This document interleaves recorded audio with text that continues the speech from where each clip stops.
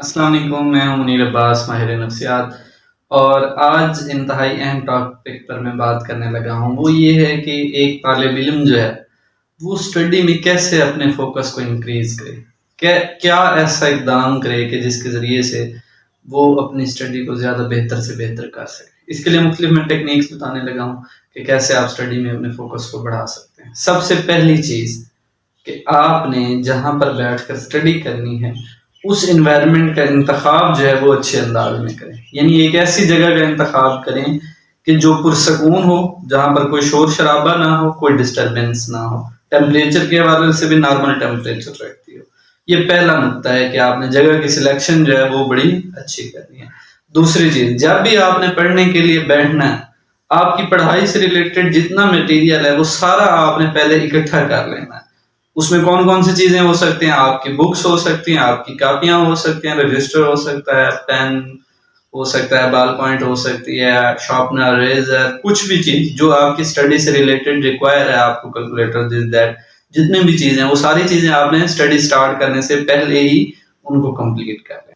تیسرا جو چیز ہے نا، اس کو ہم ڈسٹریبیوٹیڈ اسٹڈی بھی کہہ سکتے ہیں۔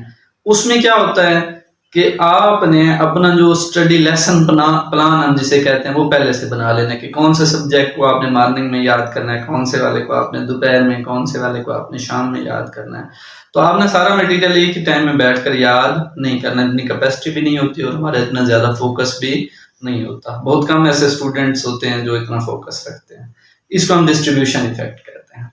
اس کے ساتھ جو آپ نے کرنا ہے وہ ہے پوموڈورو ٹیکنیک۔ پوموڈورو ٹیکنیک میں کیا ہوتا ہے کہ آپ نے اسمال پیریڈز بنا لینے ہیں، یعنی آپ صبح 2 گھنٹے کے لیے پڑھنے بیٹھے ہیں نا، تو لگاتار 2 گھنٹے پڑھنا آپ کے لیے کیا ہوگا؟ مشکل ہوگا۔ اس کے لیے آپ کیا کریں گے؟ 20 25 30 منٹ جتنا آپ فوکس اپنا بنا سکتے ہیں اتنا ایک ٹائم ڈوریشن رکھیں گے۔ پھر اس کے بعد 3 to 5 منٹس کے آپ کیا لیں گے؟ ایک چھوٹی سی بریک لیں گے۔ پھر آپ ایسے 25 سے 30 منٹ کا ایک ڈوریشن رکھیں گے، اس میں بیٹھ کر پڑھیں گے، پھر 5 منٹ کی ایک بریک لیں گے۔ اس کو پوموڈورو ٹیکنیک کہتے ہیں۔ پانچویں جو چیز ہے وہ ہے کہ آپ نے سب سے پہلے جو چھوٹی اور آسان چیزیں ہیں نا ان کو آپ نے پہلے یاد کرنا ہے، یعنی ایسا نہیں کرنا ہے کہ پہلے مشکل چیز آپ یاد کرنا بیٹھیں، وہ ساری آپ کی توجہ ہی ختم ہو جائے گا، آپ کا مائنڈ بھی ڈسٹرب ہو جائے گا، کیونکہ جیسے ہی آپ کو مشکل چیز پڑھنا شروع کریں گے وہ مشکل لگنے کی وجہ سے آپ کی کنسنٹریشن لوز ہو جائے گی۔ تو سب سے پہلے آپ نے کیا کرنا ہے؟ جو چھوٹی اور آسان چیزیں ہیں نا انہیں آپ نے پہلے یاد کرنا۔ چھٹا نقطہ اس میں جو ہے وہ یہ ہے کہ آپ کو وہ تمام چیزیں جو ڈسٹریکٹ کر سکتے ہیں، پڑھائی کے دوران آپ کی توجہ ادھر ادھر بھٹکا سکتے ہیں، ان سے آپ نے بچنا ہے۔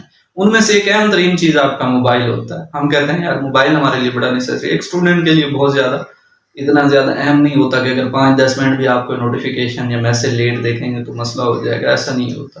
تو آپ نے پوموڈورو ٹیکنیک میں جو آپ نے 25-30 منٹ کا ڈوریشن رکھا ہوا ہے اس وقت آپ نے موبائل سائڈ پر رکھ دینا ہے۔ کوئی نیسیسری آپ کا موبائل بہت زیادہ امپورٹنٹ ہے آپ کے لیے، تو پھر جو آپ نے پوموڈورو ٹیکنیک میں بریک ٹائم رکھا ہوا نا 3 to 5 منٹس کا، اس میں آپ نے یوز کر لینا، ورنہ جو آپ کا 2 گھنٹے کا اسٹڈی ڈوریشن ہے اس کے بعد ہی آپ موبائل کو استعمال کریں۔ اسی طریقے سے باقی ڈسٹریکشن جو ہے، مثلا گھر والوں کو آپ نے پہلے کہہ دینا ہے کہ کیا کریں، وہ کوئی کام ہے تو وہ 2 گھنٹے کے بعد آپ کو بتائیں تاکہ آپ 2 گھنٹے بعد اپنی جو پڑھائی ہے اس کو اچھے طریقے سے مکمل کر سکیں۔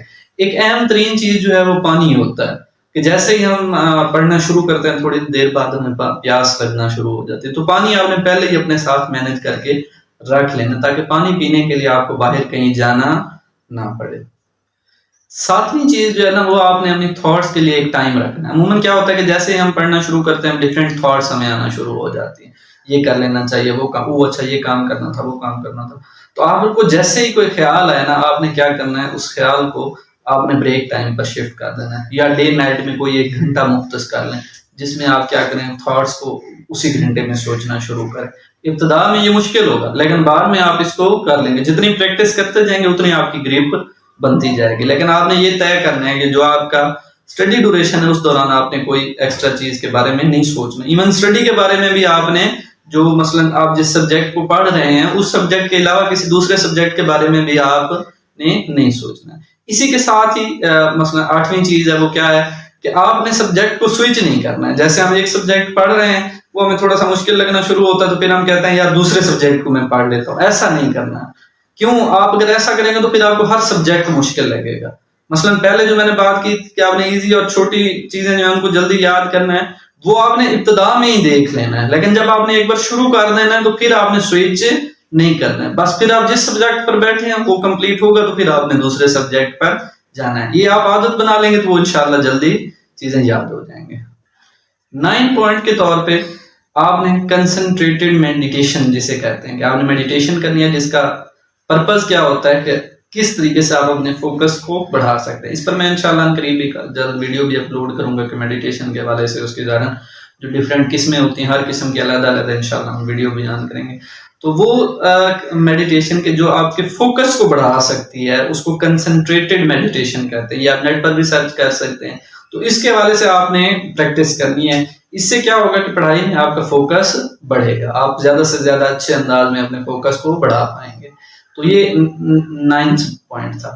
10واں نقطہ جو ہے وہ یہ ہے کہ آپ نے جو پڑھائی ہے نا وہ آپ نے اپنی ڈگری کے لیے نہیں کرنی ہے، بلکہ ایک ویژن کے ساتھ کرنی ہے کہ میں نے کچھ آگے بننا ہے، میں نے کچھ کرنا ہے، ایک خاص بڑے ہدف کے ساتھ جو بڑے واضح ہوں، جن کا آپ کو پتہ ہو، وہ آپ نے ابھی سے طے کر لینے ہیں. کیونکہ جب آپ ڈگری کے لیے پڑھیں گے، کسی کلاس کو پاس کرنے کے لیے، کسی سیمسٹر یا سبجیکٹ کو پاس کرنے کے لیے پڑھیں گے تو پھر آپ بڑے لیس ایفرٹ کریں گے. لیکن اگر آپ کا ویژن بڑا ہوگا تو پھر آپ اپنی ایفرٹ کو کیا کریں گے، اور بھی بڑھائیں گے. ایکسٹرا بکس کو اسٹڈی کریں گے، ایکسٹرا مٹیریل کو آپ اسٹڈی کریں گے. پڑھائی میں آپ کی توجہ اور کنسنٹریشن جو ہے وہ اور بڑھے گی، کیونکہ آپ کو پتا ہوگا کہ یہاں پر اگر کوئی کمی رہتی ہے تو وہ میری اس ڈگری پر افیکٹ نہیں کرے گی، بلکہ جو میرا ایک ویژن ہے، جو میرا ہدف ہے، وہ اس پر اثر انداز ہوگی. تو یہ وہ مختلف 10 پوائنٹس ہیں جن پر اگر آپ عمل کریں گے تو انشاءاللہ آپ اپنی اسٹڈی کو بہترین انداز میں مینیج کر سکتے ہیں. السلام علیکم ورحمۃ اللہ.